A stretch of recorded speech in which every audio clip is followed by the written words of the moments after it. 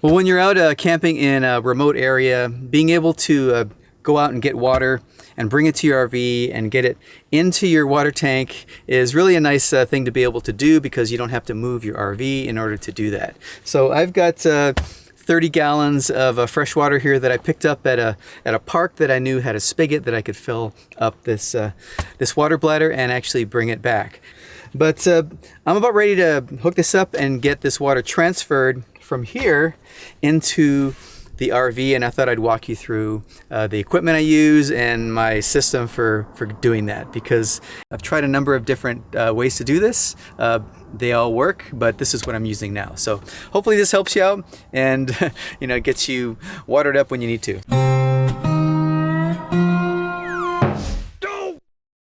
Now, if you haven't done this a lot, you're probably wondering where are good places to go get water, and sometimes you might think that there aren't a lot of places, especially if you're in a remote area, but turns out there's probably more places than you think. Any RV park, first of all, if there's an RV park within a few miles or wherever, you could probably go there and ask to fill up some water. It may cost you a few bucks, or they may just say go ahead, pull into a spot, fill up some water. Another place to go is if there's a local town or a city, they may have community centers or parks or something like that that have spigots available that you can just pull up to, run a hose, and fill up a water bladder. Sometimes they could be far away from where your car is, and that could be an issue. But if you can reach it, you could probably get some water from it. Another thing is dump stations, because typically they will have a potable, which one is it? Freshwater fill up for your RV. So you can just pull up and then run a hose from your whatever you're using to haul the water, fill that thing up, and then drive back to your RV. So there's a few different places. If you're still not sure and there are other people camped near you, ask them, where do you get water from around here? Or go online, like Campendium, iOverlander, a lot of those places, a lot of those websites and apps have dump stations and water fill up areas identified, or people in the comments will say, I'm camping here, here's where we go and get water. Now the next thing is figuring out how you're going to haul that water. What are you going to put it in? We have a nice little hatchback here on our Honda CRV, so we can fit this water bladder in the back. Again, this is a 30-gallon bladder. If you have a truck or something, you probably go for the bigger size.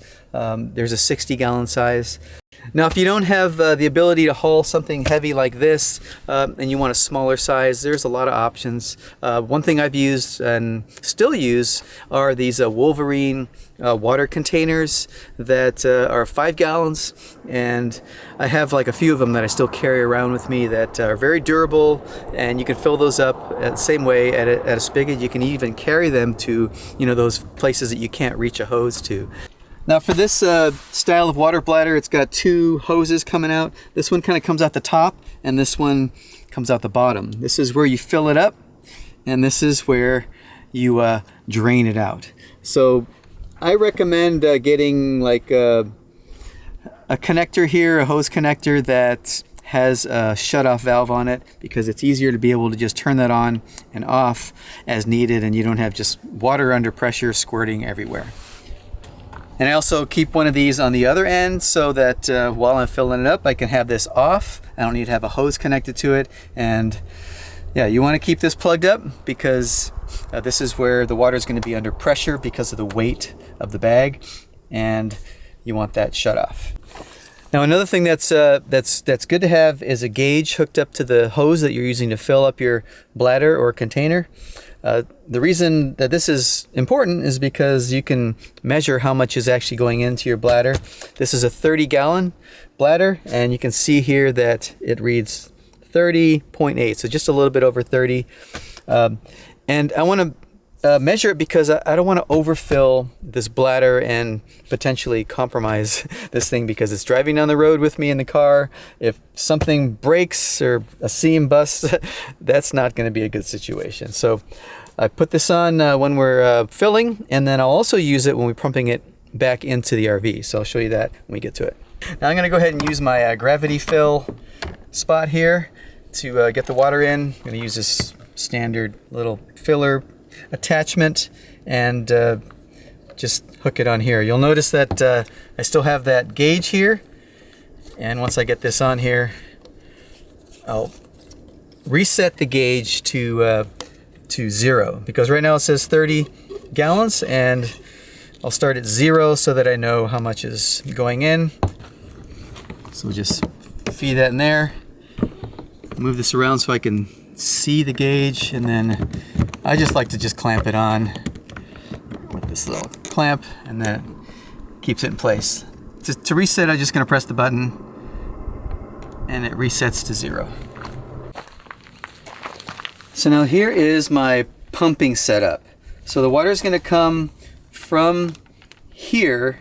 This is the intake from the water bladder. So I'm going to go ahead and hook this up to the water bladder on the output side on the bottom, and that hose goes into this little connector that's flexible. I can move it around a little bit, which is nice. It's got 180 degrees. Makes it easier to maneuver and rotate the hose around. Goes into this male-to-male connector here, and there's this little inline strainer here that's just a little filter to get rid of any chunks or whatever is in there. And then we've got a 5 gallon per minute pump. Now, if you don't have a spare water pump just laying around, one thing you can do is actually go get a spare water pump that matches the water pump in your RV, because if that were to go out, you're really kind of screwed if you don't have a replacement. So if you have a matching water pump, you can use it for this and wire it up for that. And if for any reason your water pump goes out in your RV, you have a spare ready to swap it out and you'll be back up and running. But I have one that's just for pumping, and I also keep a spare water pump. So I'm using this one here for just transferring water when I haul it in. Now the water pump does require a 12 volt power to run, so I have this wired to a little Anderson plug here, but you can just do anything to connect it to your 12 volt system or a battery, another power source of some sort. So with this connector, I can connect it to my auxiliary plug here that I have wired up in this compartment. And that's hooked up right here. And I talked about this in another video, so I'll link to that if you want to go check it out. But having this little auxiliary 12 volt connection, and it can hold up to or supply up to 30 amps worth of current, so it's been very useful for a lot of things. And I have this little extension, and it also has a little switch so I can turn it on and off, and I use it for a lot of different things. So go check out that video if you're interested in. But right now I'm going to hook this up to the pump so it's ready to go when I turn on the switch. Okay, now once it gets pumped out from the pump, I have this other filter here that filters everything going in. I've been using this one for a few years now. I really like it. But this is not the 3-stage one. This is just the 2-stage one, which works just fine for me. And the output of the pump goes to the input of the filter.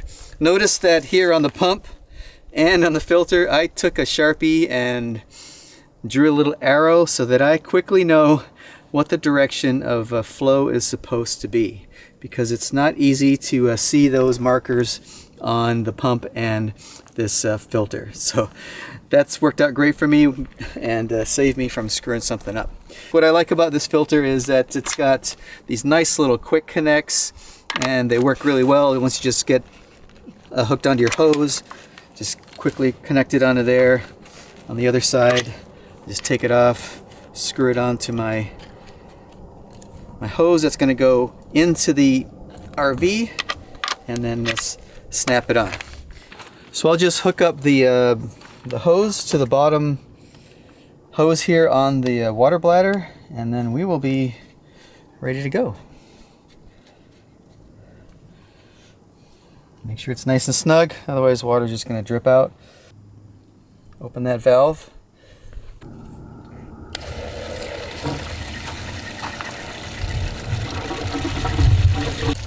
Alright, water is flowing in. You can see I've already got 2.2 gallons going in. So yeah,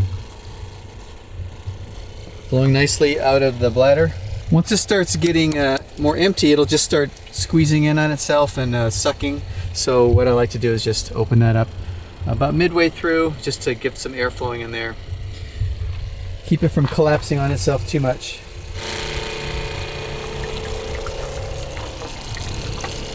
All right, now we're up to almost 9 gallons.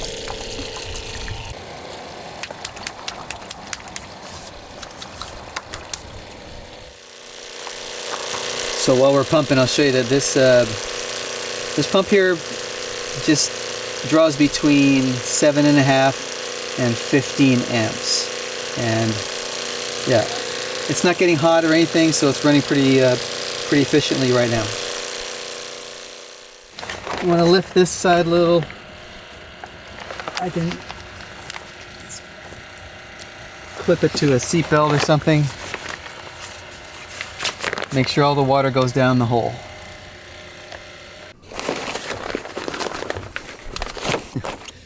All right, well, 30 more gallons of water in the tank. So yeah, let me know what your setup is and how it's working out for you, and tell me what you think about this one. And I'll also share links to videos about those other techniques that I've filled water in the past. So thanks for watching. Catch you in the next one.